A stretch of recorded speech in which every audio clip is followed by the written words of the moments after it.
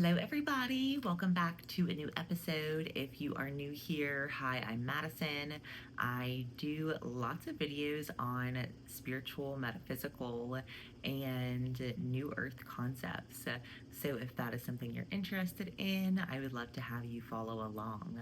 So today we're going to talk about the Epstein files and plant medicine.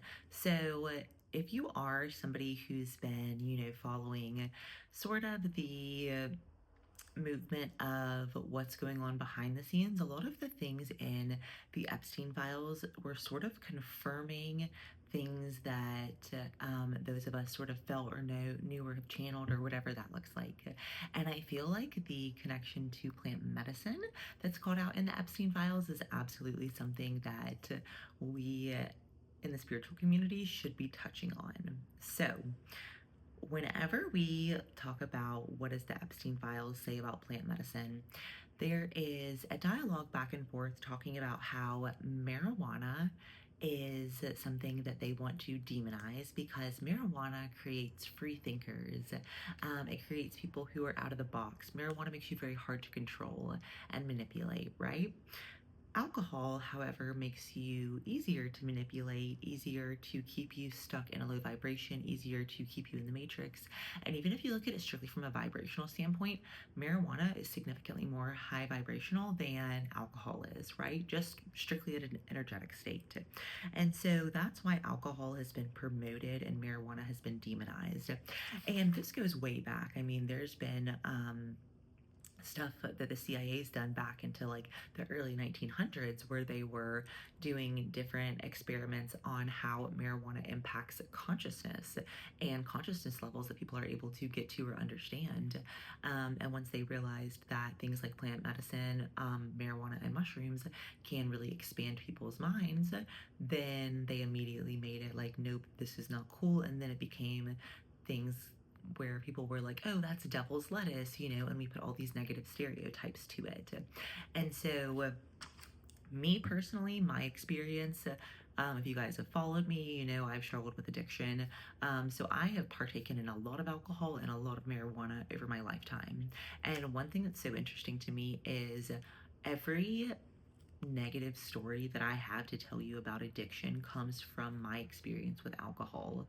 Worst thing I ever did from marijuana, maybe like order like $40 too much Domino's, Like the difference in the things that I would do, the decisions that I would make, and the situations that I would end up in from one to the other were so drastically different.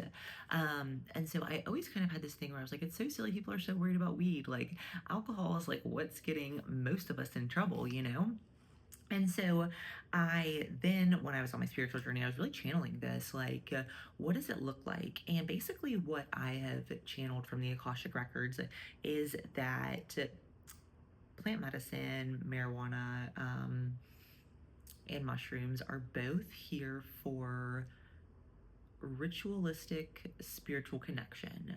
So that doesn't mean that it's something that has to always be used for spiritual use. A lot of people choose to use it recreationally, but those things are definitely here from a spiritual standpoint to actually connect you to the fifth dimension a little bit easier, where you may feel like you have more insights come through, more knowledge, more understanding. You have these connection points. So what I wrote down is there's a big connection between marijuana and people being able to access the 5D and being able to detach from the third dimension, or to realize how silly some of the things we worry about in the third dimension are, right? Gives you that perspective shift. Whereas shrooms is more something that's for like healing and processing, but I also channeled for that. It's also universal understanding. So there are a lot of people that have had shroom experiences that come out with this entire understanding of how universal laws in the world works and how maybe they need to clear karma, like just these incredibly profound things. So there's definitely a lot of really positive things that have come from plant medicine that I've seen and observed. And then now to have this kind of confirmation, I was like, yes, let's talk about it. Okay, so other reasons that this is an interesting topic is because a few years ago I read a book. It's called Conversations with God, and it's this dialogue where this guy is basically doing automatic writing to, source energy, God, his higher power.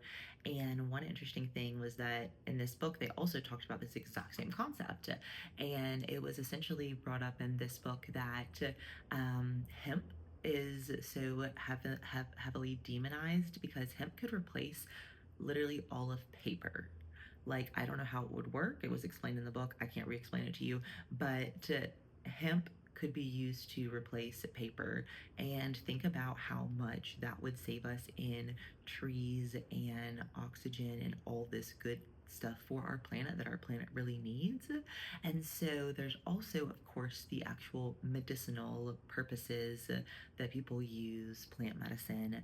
And so what I wrote down for that was, I was like, what are some of the actual natural solutions that plant medicine helps with? Here are some of the things: anxiety, spiritual connection, pain.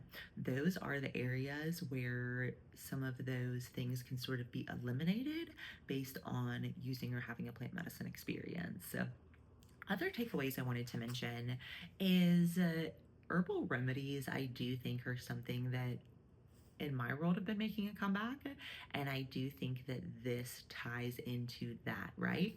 Because, for example, when I started my spiritual journey, I did not know much about herbs. And so I just started to, like, whenever I would need whatever, I would look things up, right? Like, I have a sore throat, what's a holistic remedy? I have a headache, what's a holistic remedy? So my boyfriend a little while ago was like, oh my gosh, I feel like my hair is falling out. I feel like my hair is starting to recede. And so I'm like, holistic hacks for hair growth, rosemary. We cooked with rosemary for probably like a month. Like, rosemary is a pretty easy thing to just like add on. So we didn't add it to everything, but we added it to pretty much everything you can add rosemary to. And I swear his hair has never been more luscious ever than it is right now from doing the rosemary.